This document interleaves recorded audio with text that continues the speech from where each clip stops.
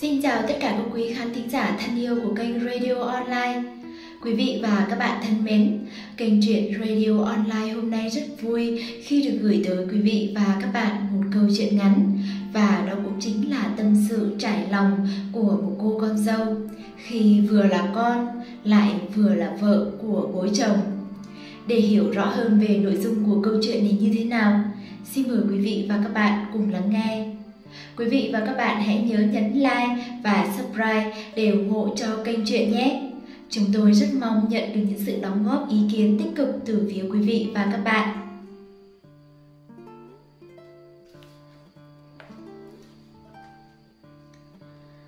Bố chồng nàng dâu luôn là một mối quan hệ phức tạp và lắm kẻ gièm pha. Không ít khi bố chồng lại có quan hệ tình cảm với chính vợ của con trai mình. Tôi xin lỗi nếu câu chuyện của tôi làm các bạn bức xúc hay khó chịu.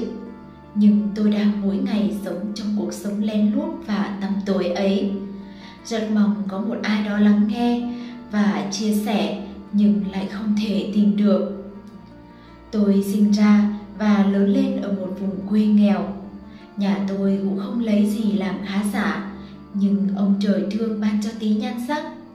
Những ngày đi học trên Hà Nội, tôi luôn được một vài anh bạn săn đón, nhưng chưa một lần gật đầu nhận lời làm bạn gái.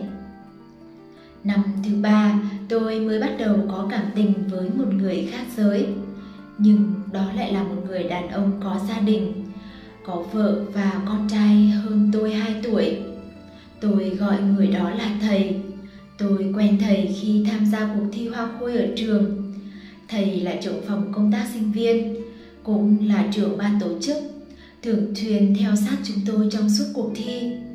Tiếp xúc với thầy nhiều, tôi dần dà nảy sinh tình cảm. Tôi yêu thầy lúc nào không hay. Không biết tôi có phải loại con gái trơ trẽn không, nhưng tôi gạt hết tất cả sang một bên, lao vào tấn công thầy như một con thiêu thân. Năm đó tôi đoạt giải Á Khôi và người thầy đáng kính đã bị tôi chinh phục. Dù tuổi tác cách biệt, nhưng tôi và thầy yêu nhau thật lòng. Chúng tôi như hai thỏi nam châm cứu hút dính lấy nhau. Ở thầy có sự từng trải, đàn ông, ở tôi có sự nhiệt huyết và sự mãnh liệt của tuổi trẻ. Nhớ thầy, tôi lại vừa mang tài liệu lên để hỏi han, rồi lén lút gặp thầy ở quán cà phê và nhà nghỉ. Tôi có thể vứt bỏ mọi thứ, bỏ ngoài tai mọi gièm pha để đến bên thầy.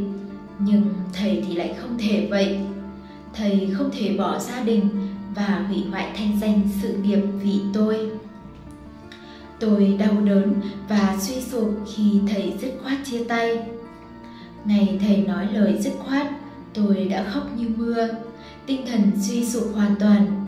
Tôi bỏ học gần 1 tháng, người gầy sọc. Dù tìm mọi cách nhưng vẫn không thể làm thầy lay động. Tôi đau đớn và căm hận tìm cách trả thù.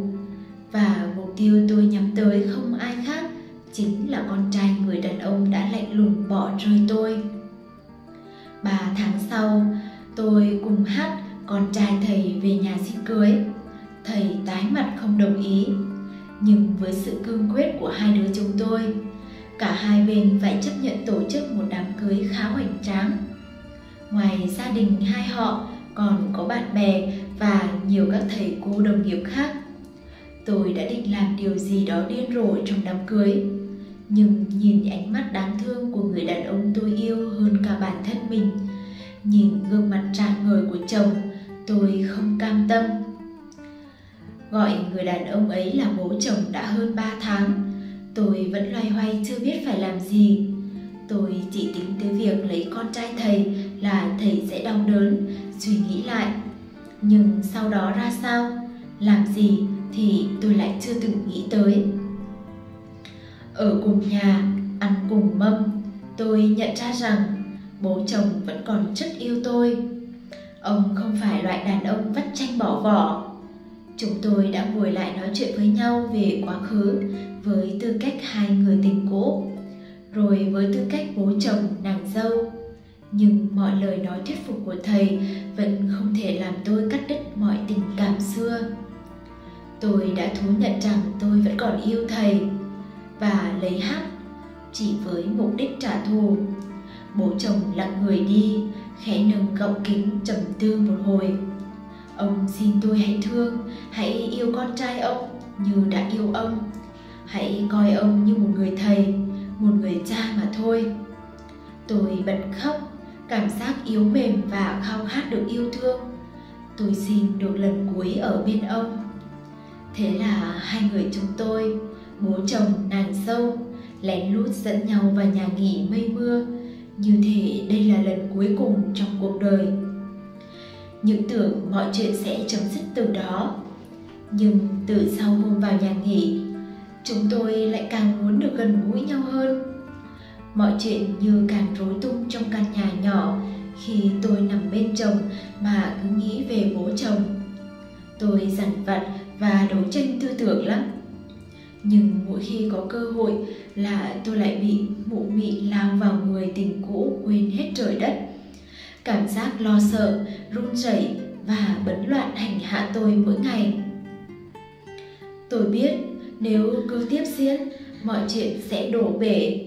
Tôi sẽ thành quả bom, phá tan thanh danh, sự nghiệp của chồng, bố chồng và cả bản thân mình nữa. Tôi đã sai. Đáng lẽ không nên mang lòng hận thù của mình đi gieo rắc lên người con trai yêu thương tôi thật lòng như H. Không nên tìm cách trả thù người đã bỏ rơi tôi.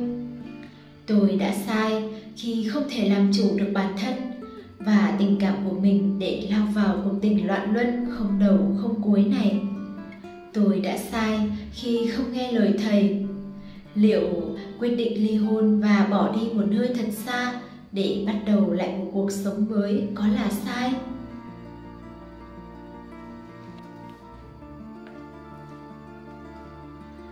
Quý vị và các bạn thân mến, tôi vừa gửi tới quý vị và các bạn một câu chuyện ngắn, và đó cũng chính là tâm sự trải lòng của một cô con dâu khi đã thiếu suy nghĩ và nghĩ rằng mình nên xây dựng nên một kế hoạch trả thù người đàn ông mà đã bỏ rơi cô.